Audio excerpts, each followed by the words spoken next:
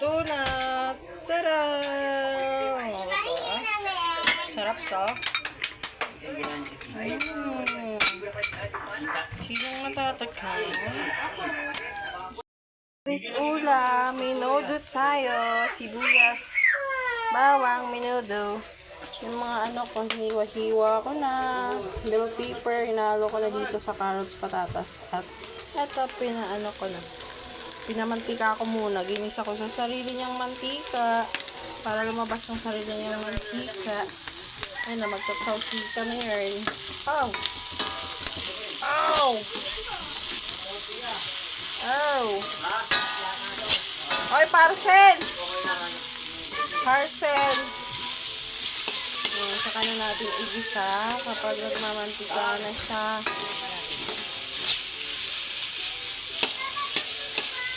Isa na yung ating bawang.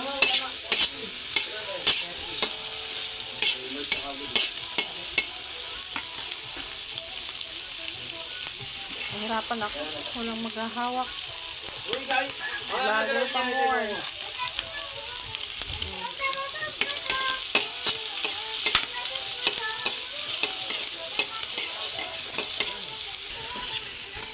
Kasi bigyan mo pa kami ng kulay mo.